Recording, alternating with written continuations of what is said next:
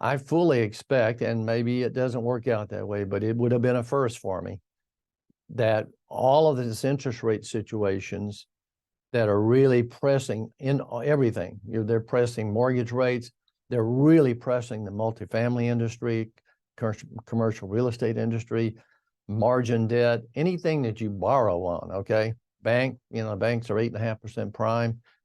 That's all coming into fruition now.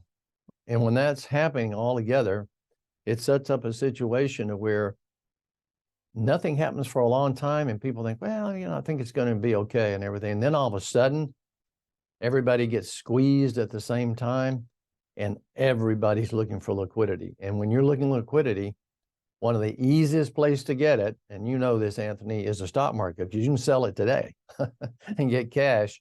And so that's sort of what I think is going to transpire in here.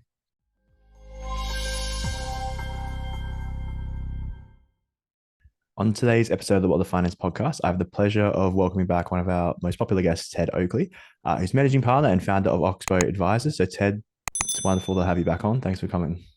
Thank you, Anthony.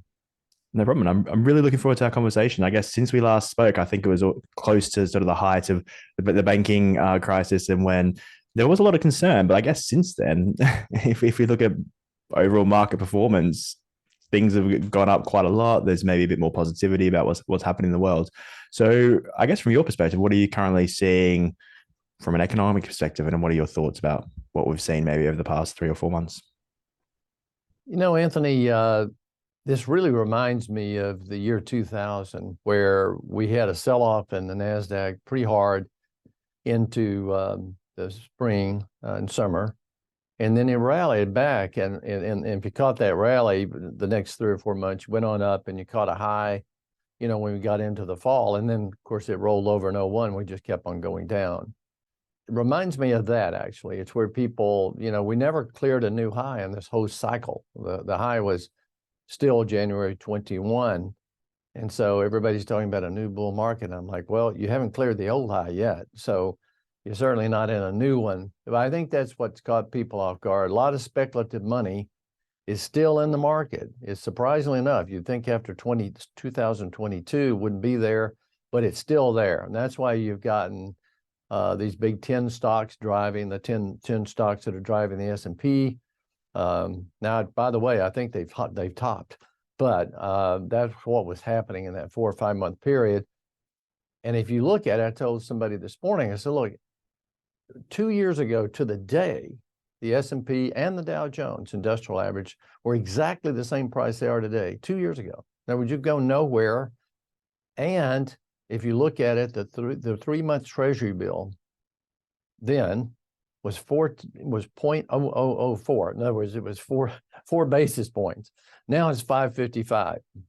So you've got a forward multiple on the S&P of about 21, which you don't start bull markets from there. So economically, we feel like we're at this spot. Typically, when the Fed starts raising interest rates, when they start, normally, if you look at history, 20 to 22, 23 months out is where you get the recession to really be seen. In other words, you can see it.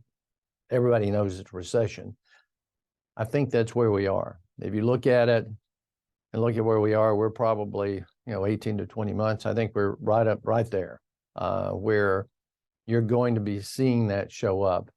And with this last round of interest rates that have moved up, with the long bond, particularly the mortgage rates at 758 this morning, that's probably going to throw more cold water on it. But that's how we see it right here. We're not much change. We still have a lot of liquidity.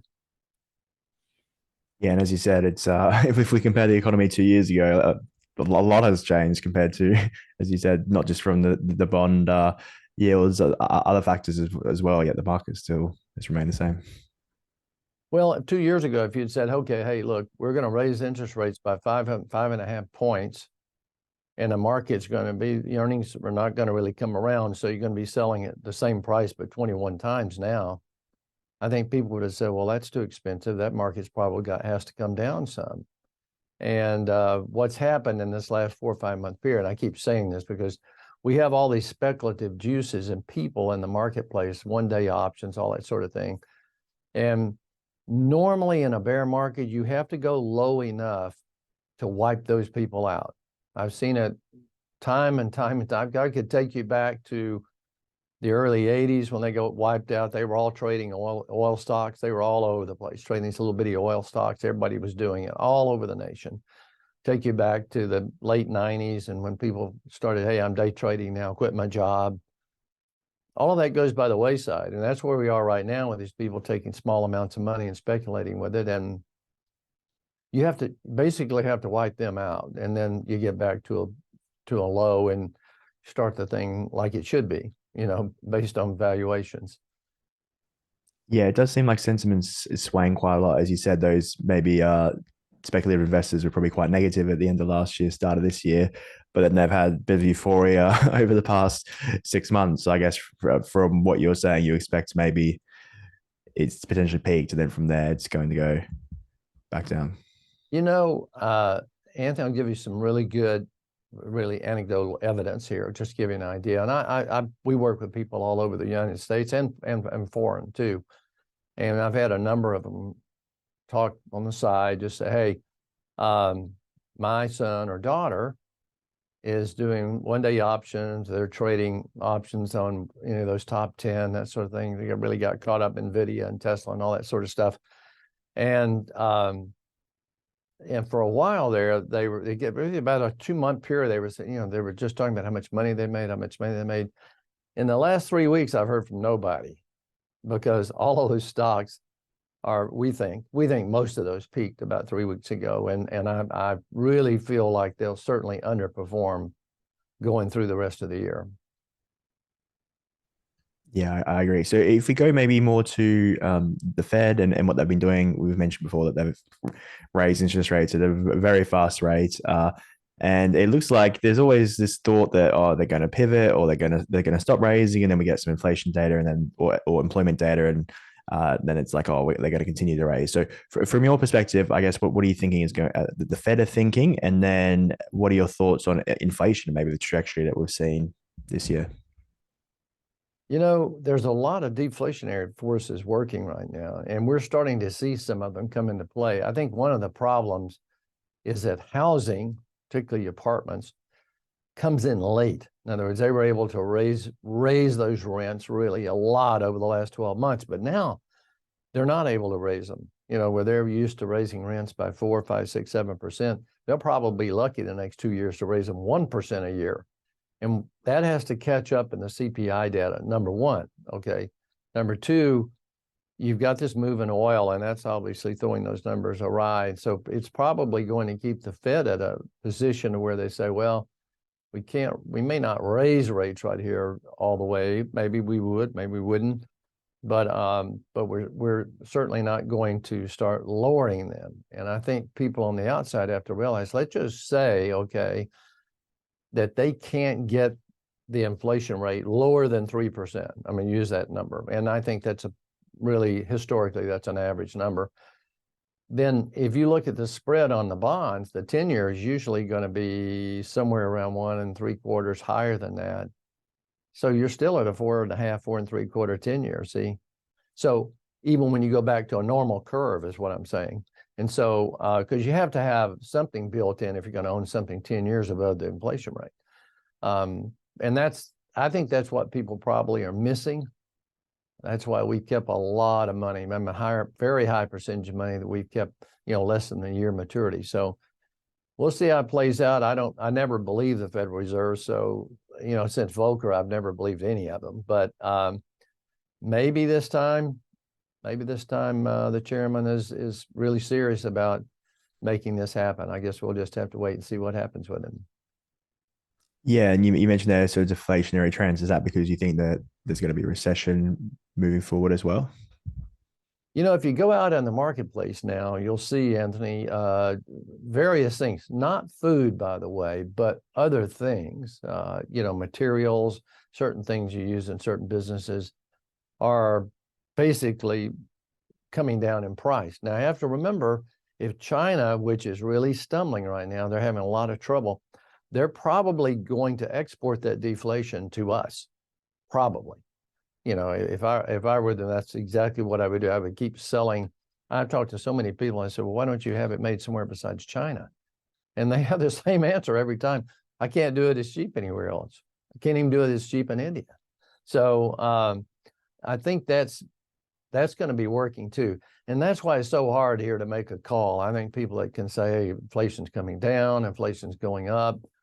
I think you just have to manage a portfolio so that you're not going to get hurt either way. Okay. And I think that's the important part in here. Yeah, and if the dollar continues to strengthen and other factors as well, that will benefit the consumers in the US for those sort of type of products. Yeah, they sure would. Very interesting. So you're saying that moving forward, there could, even though there might be deflation, it might not be as much recessionary. There could be sort of that China effect as well. Or with higher interest rates, if that remains longer, is there more chance that sort of they could permeate throughout the economy and maybe we see those bankruptcies that you mentioned in our last conversation? Anthony, if you look at any business, it could be an individual business, it could be a corporation, it could be anything that derives revenue. Okay. When times get really tight and they can't bring in as much revenue, most of them, not all of them, but most of them cut the price. Whatever they're doing, could be a service, could be something you use, materials, but that's how they keep it going, so to speak. And so when you get in harder times, you have to remember that, because that's what will happen. They'll cut the price. And we're not there yet because we haven't really hit the recession button, but I think we will get there eventually. Yeah, it makes a lot of sense. So then I guess from that perspective, then would you see that, do you think the Fed would cut rates very quickly, sort of similar to how fast it went up, or do you not think it will be as fast as of a movement of that Well, as that? I really do think that we're in for a precarious stock market for the next 6 months. And I said early in the year that I thought by the time we got to the third or fourth quarter, we would be in tougher straits. And I still think that way, even though it's been a little longer than I expected. I still think we're going to go there. And if that's the case, if you were to, in fact, and I don't know this, it does happen from time to time, but if you had a 25, 30, 35% decline in stocks, I would guess the Fed they may not loosen up as far as cutting rates, but they'll make it very well known that we're not going to raise any more, because, we're probably where we need to be. My guess is they would do that. That'd be one outcome. The other outcome is you just start showing up. Business is so bad everywhere that they're like, hey, you got to have some help. And then they quit raising rates, and maybe, eventually they lower rates. But they've had a really hard, fast move. And somewhere along the way, I don't know where it is. Maybe it's late 24, early 25. That's such a hard thing to determine that we don't, I can say this for sure. We have zero interest in trying to predict where they're going to go, but we always try to have the kind of portfolio that we can function with it no matter what they do. Yeah, it's definitely a fool's game trying to predict the Fed, because I don't think even Jay Powell knows what they'll do in a few months' time. So, yeah, you mentioned there that you sort of got a portfolio that's hopefully weighted for that, where it's sort of going to benefit either way. Can you maybe talk more about that, and I guess how that's changed maybe over the past few months? Well, Anthony, I would probably, for lack of a better term, I'm not great at this stuff, but lack of a better term, I would say it's an all-weather portfolio. And by that, I mean, we have quite a bit of money that we have very short term. I'm saying part of it's floating rate, so it adjusts automatically if rates are going up. Of course, they come down as well. And then we have some mid-range stuff at 1 year. And we even have a few things. This is all Treasury now at 2 year. And we have some great short-term municipal bonds as well. But we have that on the short end. And then we have I'm talking about income accounts. I'll talk about stock in a minute. But on the long end, we have about 15% of the portfolios, 15, 16, 17% that are in the long-term bonds as well. Okay, what does that tell you? It tells you that, yes, we're skewed toward the safety end, but just in case the bonds get on a run, we have some at the long end. And that's where we are in the income portfolio. On the stock side, what I call all weather is this. we do not see the types of values out there. We have stock screens. I know you talked to Chance Finucane, our chief investment officer, before, and we have screens for 200, 250 stocks, have a good idea where they're valued and where their really good value is. We just don't have many on the list for sure. There are a few. If they pop up, we take a position in them. But right now, there's nothing there that tells us that we should be really, really aggressive on the stock side. Now we can be 95% invested really quickly, or we're currently we're not even quite half invested if we're that actually. But that just allows us some leeway if in fact, we get what we expect, which is probably somewhere out there lower prices. If it goes on up, I'll just give you an example of an all-weather. We're about half in the market. We have good companies. They're all doing well. They've all made good money. We really don't have any problem children right now.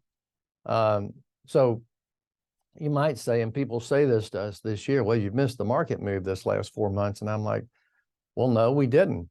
We're up actually on a cash adjusted basis. We're beating the market because we've got good companies, but we just happen to hold about 52, 53% cash right now. Yeah, it makes sense. So from what I'm hearing, and I guess the challenge is how does someone be so patient during such a period? Because I guess a lot of people want to be always fully invested and don't want to be patient. How is that? How do you do that? My advice to people, whether they would ever use Oxbow or any firm for that matter, is if you're with a firm and the portfolio managers do not have the capacity at times not to be in certain sectors of the market or not to raise cash, you're probably with the wrong group, okay? Because you need people that have the ability to say, hey, this is not right, or this is really, really right. And when that comes along and you're talking to me, everybody's going to be scared out here, I can tell you. But you have to have portfolio managers have the ability to go against the grain and say, there's something wrong here, and it's no valuations aren't correct. It's all speculation, and that can go on for a while. People do okay with it for a while, but in the end, if you look at a 5 or 10 year period, that doesn't work.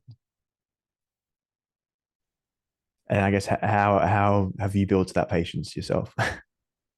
Well, people have to understand what your values are, where you are. If you let people know, look, this is the kind of companies we're looking for. If you look, and one of the things I always like, we buy individual companies. We do not buy indexes or ETFs. Here's why. When the market sells off, and let's say the 16 or 17 companies we own right now come down in price, which they probably will, okay? And you get into a 2008 kind of situation where people are scared to death, okay? Then you have to have the ability to sit down with them and say, look, you own a business. Let's forget about the stock market. You own a business, and it is a really good business. This business is, it has cash returns at 20% a year as far as everything combined. And you go through the businesses, that's what you do. That holds people in the market, and you don't get shaken out of the market like that. But you have to have liquidity because you're going to have to be able to take advantage of some cheaper prices. On the upside, it's the same way. When things get really, really pricey, I'll give you some examples. We have small positions left right now in Apple and Microsoft and Google, okay? But we've sold them all the way up, a little bit at a time, a little bit at a time. Now they're small positions at very, very low cost basis, but those stocks have probably, for the time being, have probably peaked. We're not going to take any more out, but we don't own much of them now, not like we used to. Hope that makes sense, Anthony. Yeah, it definitely does. Thanks for explaining that. So if we go back to your thoughts on, I guess, what you're going to see in the next 6 to 12 months, you're thinking it's going to be very rocky moving forward with potentially topped. And from there, we could see a reversal. You mentioned before 20 to 30%. Is that what you're currently seeing at the moment? Well, let me just give you some examples of what's happening. If you look at Wall Street, what they were expecting for earnings on the S&P 500, and you go back to January of 23, okay, from that time until now, they've lowered those expectations by about 10%. We think they'll lower them even more. In other words, they're down to around 218, 220. We think they're going under 200, maybe 180 or 190. But the point is that if that does happen, and we think it will happen, then the market's overvalued for sure. And you have to have a recalculation of where that value is. And for us, what we would do is that when we have company, again, we screen a lot of companies. When they come into the zone, if they're really, really cheap, we don't necessarily say, well, I'm looking at the overall market here. That company's cheap. We buy a little bit of it. We may not buy as much as we're going to buy in the end, but you have to start somewhere if you like a company, and that's what we do. Now, in the next 6 to 12 months, that's your question. I fully expect, and maybe it doesn't work out that way, but it would have been a first for me, that all of this interest rate situations that are really pressing in everything, they're pressing mortgage rates, they're really pressing the multifamily industry, commercial real estate industry, margin debt, anything that you borrow on, okay? Banks are 8.5% prime. That's all coming into fruition now.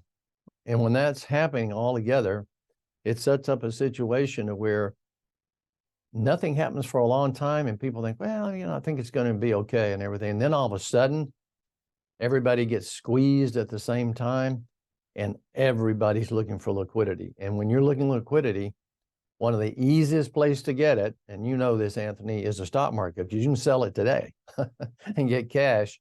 And so that's sort of what I think is going to transpire in here. Yeah, so similar to, I guess, what we've seen in the past, these very quick drawdowns followed by maybe a longer term uptrend, which is normally what happens. Well, I think you could see it because you have a lot of speculative money in the market. You look at, half of the options are one-day calls and that sort of thing. All that speculative money, if it gets really scared, is going to turn the other way. In other words, right now it's been turned like, on the upside, but it can turn on the downside too. And when it does, it usually is deeper and stronger than most people think. And that's how you make a really good low in the market. And then you got to get excited because you're probably going to have a good market for some time. Yeah, which is when you look for those undervalued companies. So if we look at, you mentioned a few companies there that you've had positions in that you've then sort of gotten out, as you said, that they become higher than your expectation, and they were mostly tech stocks. So I guess what type of companies have you rotated to during this period, or sectors maybe? Yeah, well, what does well, you've seen us, we've rotated into some more healthcare than we already had. We've added GlaxoSmithKline drug company here recently. We like these companies that can give us a decent dividend, but you have to own companies that do better in an economic downturn, and that's not tech. That's going to be consumer staples, that you want to own. It's going to be the things that, if you look out there, for us, for example, it's United Health, and we've got 2 or 3 others that we own. We've got O'Reilly Automotive. We have Visa, MasterCard. See, people use cards even in bad times. And so, those are types of companies we like to own through these periods. We own in income accounts too. We own a lot of energy, a lot of gas pipelines, oil pipelines, very high yields, 7 to 9% on the cash flow.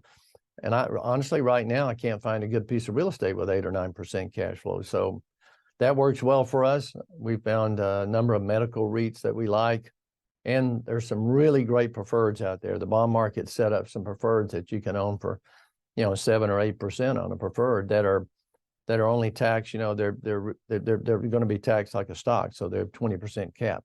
But all of that sets up. It's just a switch. You change over to a little bit different way. Yeah, it makes sense. And are there any, I guess, industries that you think, or sectors that you think are maybe unloved and undervalued from your perspective? Well, oil for sure. if you think about it, it's only on 4% of the S&P is oil. And you've had so much push into the green energy and this and that and the other, and people don't stop and realize that so many of these things. I mean, you use oil to make, if you look at wind energy, oil is used to make that equipment. I mean, I know it sounds crazy, but it's all ties together. And I think people have been sort of sold a bill of goods that we could get this quick movement to, get away from fossil fuels. And it's not that I don't think we will long term. It's just in the short run, they've misjudged it. So that group's really not owned. I'll tell you another group is gold miners. We own the gold miners. They are probably the lowest owned group right now that they've ever been since they've traded. And so if you look you look at these groups where nobody owns them, and those are the ones that the institutions have to come back and buy. And so they'll come back and they'll push their oils up, they'll push the gold miners up. That's the type of things that they push up. They'll probably push up quite a few smaller companies, small caps. We don't own many of those, but I could see some of that, really, really happening. Yeah, makes sense. And I agree. So you mentioned before as well, property, and you think that, I guess a lot of people have maybe been surprised how, especially, domestic property, how well it's held up. And a lot of the building companies has actually performed quite well, some of the highest performers in the markets this year. So is that sort of just a very specific trend where the people who are building the homes, they can offer better deals compared to current homes? Or why do you think that's occurred? And I guess, is that something that you think is going to continue, or do you think there's a risk that the high interest rates will come back to bite them? Well, what's happened is, and everybody knows this, I'm not telling anybody anything new, but with these low interest rates, 90% of the mortgages are under 5%, 5 and under. Think about that. The rate today is a 7.58 on a 30-year mortgage, and 50% of them are under 3% or under. So those people are hanging in there, doing the best they can to try to hang around on those, hold those mortgages, hold those. They can't do anything else really, because if they go buy a larger home at a 7.5 rate, that payment's going to go up not just twofold, but it's going to go up threefold probably, and they just can't afford it. They can't afford to do that. Now, here's what happens though. People have overbought, especially mid-level to upper mid-level wage earners, 2-earner families. They've overbought real estate. They have more real estate than they probably should have. I'm talking about size of a home, mortgage, et cetera, et cetera. If one of them loses their job, and we haven't gotten to that point yet, then all bets are off, because they have to sell the house anyway, okay? Or they get foreclosed on. I think that's probably the next step that comes along. We're starting to see a lot of white collar recession going on, that type of thing. And I just see that as being something that takes place. And I think that's going to change that market. Everybody talks about Warren Buffett this week buying D.R. Horton. Well, they bought $700 million worth. I mean, come on, they've got $140 billion in cash. It's like a quarter in your pocket. I mean, and maybe one of his underlings bought it. Who knows? But the main point is they didn't buy any. If it doubled, it wouldn't help them. But maybe that's their way to get a foot in the door or something down the way. But I think it's too early for that stuff. If I were going that direction to go the home builders, we don't own this stock, but I've always liked it. I like Leggett & Platt, pays a high dividend, 6% dividend, well-run company, and they really do a lot of servicing materials into the business. They do a lot of things, but a good company. And somewhere along the line, those kinds of companies are going to get bottomed, and we're going to be off to a really good move in the market. But I just don't think it's right now. Yeah, makes sense. I guess if we look at sort of the end of last year, that's when there was concerns about earnings, stocks were going down, and a lot of those companies actually started laying off people. So if we started again, then we could see a similar trend, and that's where that, the force to sell homes might happen. Yeah, and the reason I say that, if you look at the speculative juices still, look at the IPO that came out with the electric vehicle this week. I mean, that was a SPAC, I guess, but it's stupid, really. I mean, those kind of things happen when people are still speculating, and speculation in the long run never works. It can work for a while actually, and I've seen it, but most people, they look at it, their greed button comes on, and then they get blinded, and they don't know what to do, and then their fear button comes on at the low, and they get blinded again, but they sell out. So we probably, we're going to see both sides of that, I think, eventually. But here, I think as an investor, you're going to have to keep your head on straight and not let what goes on out there sway your convictions about what's good and what's not good. Great point. So, Ted, thanks so much for your time today. I really appreciate it. My last question is, what is one message you'd like people to take away from our conversation?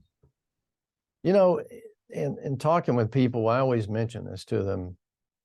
It's been 25 years almost since you could put money out on interest, guaranteed as much as you want to put out there, for 5.5% over the next 3, 6, 9 months, a year. You lock it in, whatever you want, okay?